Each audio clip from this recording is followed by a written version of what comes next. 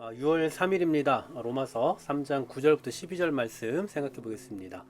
앞서 3장 1절과 2절에 보면 유대인들이 받은 그 특권에 대한 말씀을 하죠. 그러니까 하나님께서 그들에게 하나님의 말씀을 맡겼다. 그래서 그 말씀을 갖고 있다라는 게 그들의 특권이다라고 앞서 말씀을 했습니다. 그러므로 유대인들이 과연 이방인들보다 나은 게 뭐 있냐? 라고 그렇게 질문을 하면 거기에 대한 대답은 뭡니까? 있다죠. 그게 앞서 우리가 생각해봤던 내용입니다. 그런데 오늘 본문에서부터는 또다시 유대인이라고 해서 별 나을 거 없다라는 걸 또다시 이야기해요. 그러니까 어떤 가지고 있는 기본적인 그 특권에 대해서는 분명히 나은 것이 있겠지만 그들의 상태, 그들의 현재 가지고 있는 그 모습은 전혀 특별한 게 없다, 전혀 나을 게 없다라는 그런 식의 말씀을 합니다. 자, 왜 그런지 오늘 말씀을 통해 한번 보겠습니다. 자, 먼저 9절에 보시면 그러면 어떠하냐? 우리는 나으냐? 아니다. 유대인이나 헬라인이나 다 죄 아래에 있다고 우리가 이미 선언하였다라고 말씀합니다. 유대인이나 헬라인이나 다 죄 아래에 있다. 이 면에서는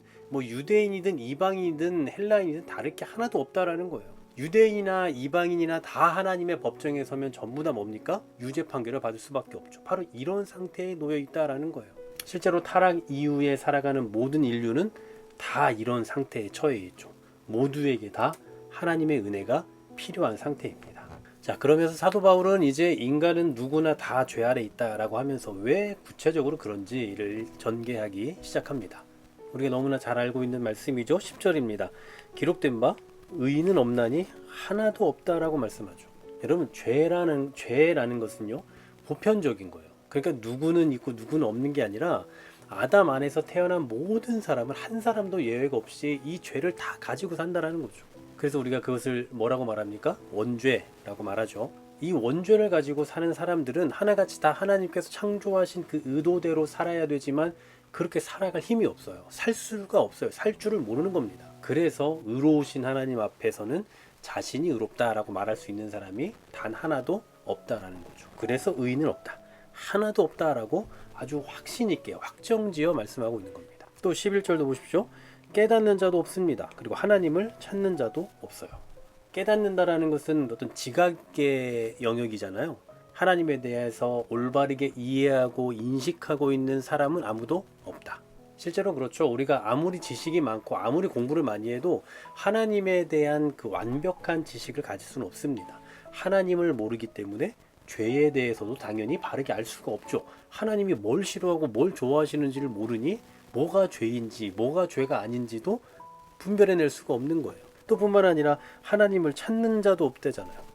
찾는다라는 것은 의지의 영역일 겁니다. 그런데 하나님을 알고 싶어 하지도 않고 하나님께 예배하고자 하는 그런 소원도 갖질 않아요.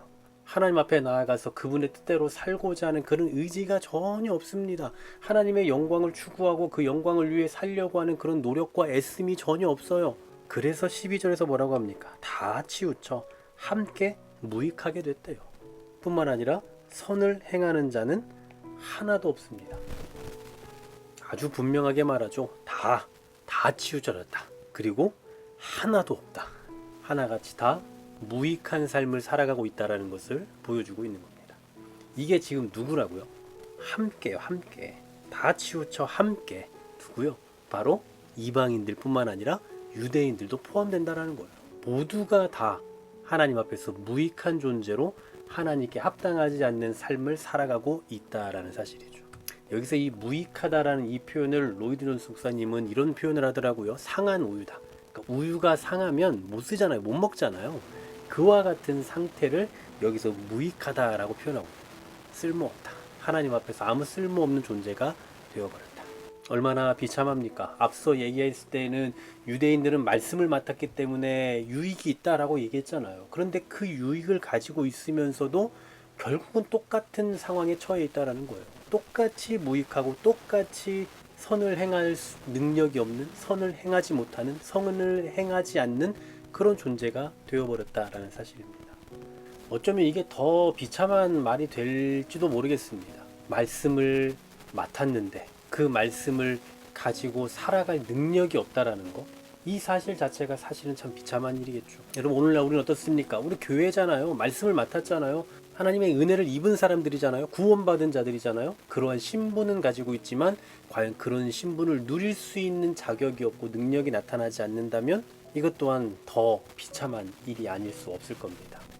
그러므로 우리가 오늘을 살아갈 때에도, 그리고 신앙인으로서의 삶을 살아갈 때에도 신앙인이라는 이름을 가지고 있는 자가 아니라, 성경책을 갖고 있는 사람이 아니라, 구원받은 자라는 이름만 가지고 사는 사람이 아니라 그에 합당한 삶이 나타나는, 우리가 소유하고 있는 그 말씀이 삶으로 드러날 수 있는 그런 은혜의 삶의 여정이 우리의 삶 가운데 펼쳐질 수 있기를 주의 이름으로 간절히 소망합니다. 하나님 감사합니다. 오늘도 우리가 예수 믿는 자로, 하나님의 구원을 입은 자로 살아가고 있음을 감사를 드립니다.